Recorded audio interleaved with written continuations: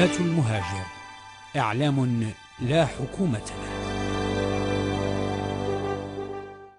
له. أولا أود أن أترحم على أرواح الشهداء، شهدائنا الأبرار، وأود أن أقول لأهلهم وأحبابهم أن دمهم لن يضيع هدرا.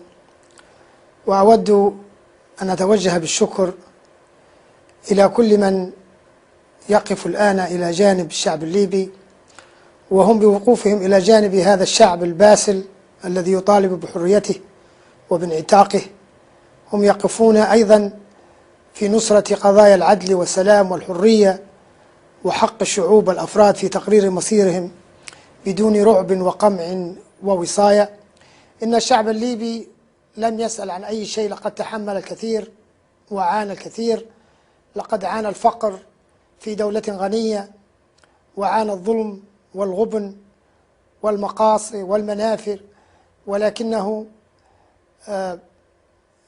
شعب طيب مسالم، ولكن أسيء فهم طيبته ومسالمته، وربما اتخذت أنها سلبية أو جبن. لكن عندما هب الشعب هبة رجل وامرأة واحدة ودفع ثمنا باهظا كان يجب ألا يدفع، دفعه لأن هنالك من يتشبت بالسلطة على حساب أرواح الشباب والنساء والأطفال بعد بقائه فيها أكثر من 40 سنة. أي سلطة هذه الذي تحفظ على دماء شباب مثل الورد فقدناهم؟ وأقول لأهلي في ليبيا، وأقول لبقية محبي العدل والسلام والحرية في جميع أنحاء العالم الذين يشعرون كما قالوا لي أكثر من مرة بأنهم اليوم كلهم ليبيين، أكثر من واحد، بعضهم ليسوا حتى بالعرب يقولوا كلنا ليبيين اليوم. We are all Libyans today. أقول لهم أننا سوف لن نخيب أملهم، وأننا سوف ننتصر، لأنه ليس لنا خيارا آخر سوى النصر، لأنه فرض علينا القتال وسوف نقاتل. نحن لا ندعو من المهجر هنا أن تدفع الناس بأرواحها وبممتلكاتها، ولكننا نؤيدهم، وعندما نؤيدهم نؤيد أنفسنا، وسنكون صوتا لهم ودعما لهم. هذه تعتبر يعني حرب ضد الإنسانية. هذا أمر يدعو جميع شعوب العالم حتى للانزعاج والخوف، أنه في هذا العصر من الممكن أن ترتكب هذه الجرائم في حق أي شعب. فالمهاجرين جميعهم متعاطفين، والذين عندهم عقائد دينية يدعون لنا بالنصر، وآخرين يحاولون بقدر الإمكان يسألوننا ما الذي يستطيعون أن يفعلوه لدعم ونصر شعب باسل بطل أعزل يقصف بالطائرات والمدافع وتنتهك حقوقه يوميا، وهو في خطر إبادة بشرية. لماذا؟ لأن شخصا ما أو أبناءه قرروا أن الأرض وما عليها ملك لهم، ملك مطلق لهم، ليس لله سبحانه وتعالى وليس للشعب.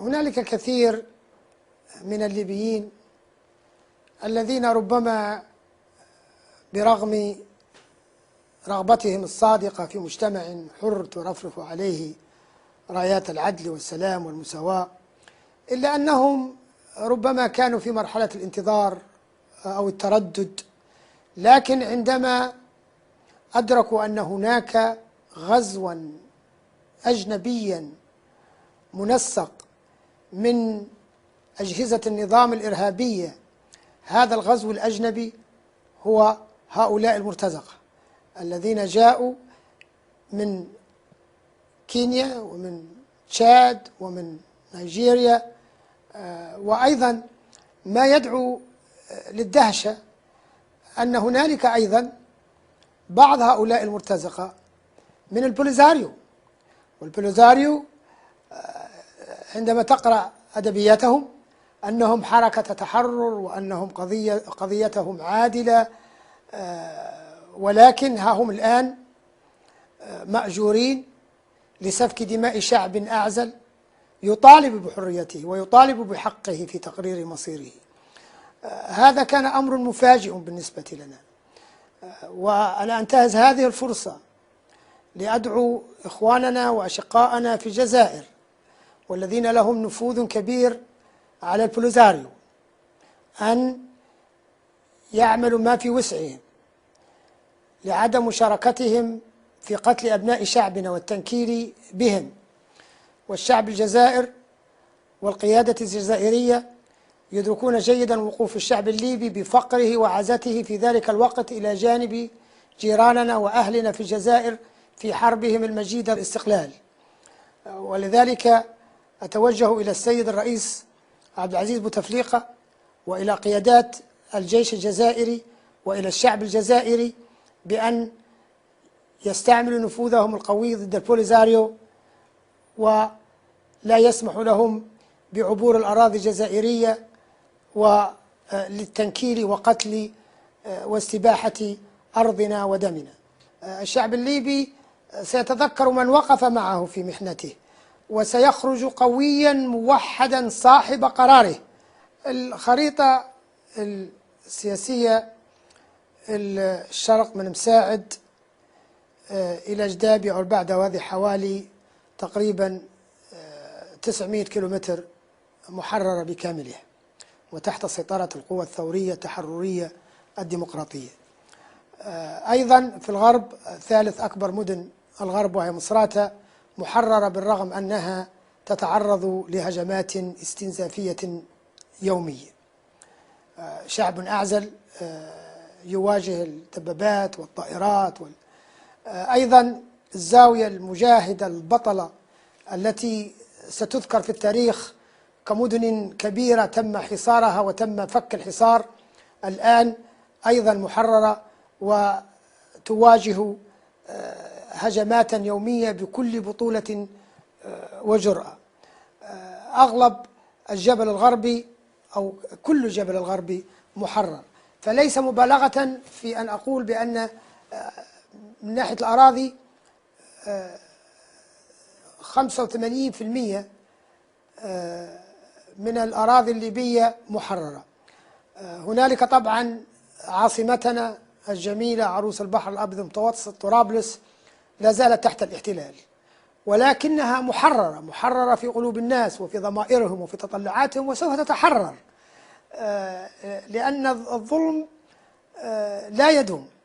يعني والله سبحانه وتعالى يقول: ألم ترى كيف فعل ربك بعاد إرم ذات العماد التي لم يخلق مثلها في البلاد وثمود الذين جابوا الصخر بالواد وفرعون ذي الأوتاد الذين طغوا في البلاد فأكثر عليهم ربك صوت عذاب إن ربك لبالمرصاد. وسيكون لهم بالمرصاد، لأن إرادة الشعوب هي من إرادة الله، وإرادة الله فوق كل إرادة.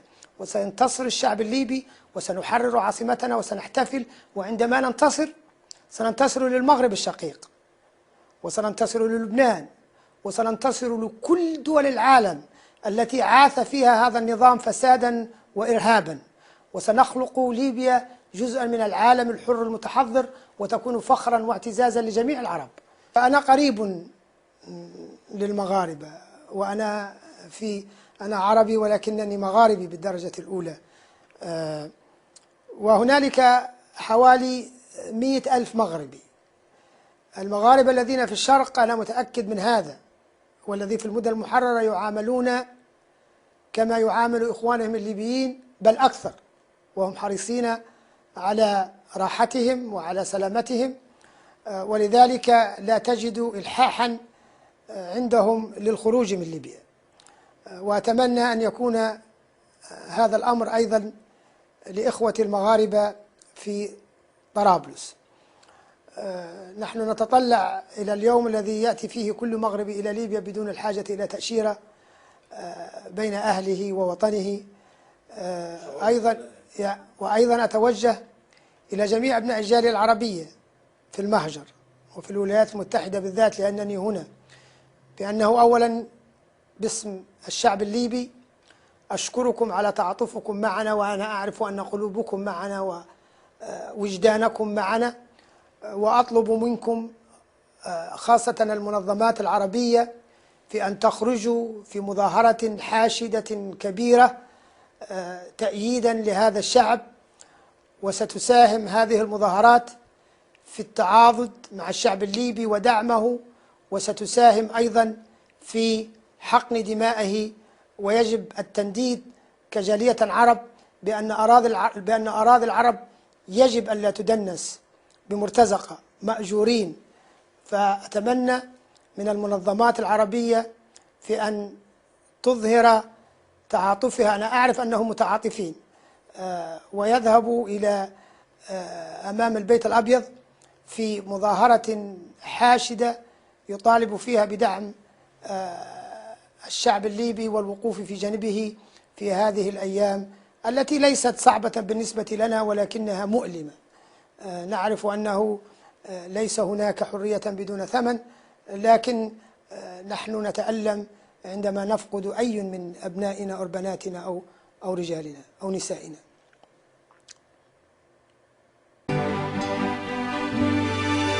قناة المهاجر، إعلام لا حكومة له.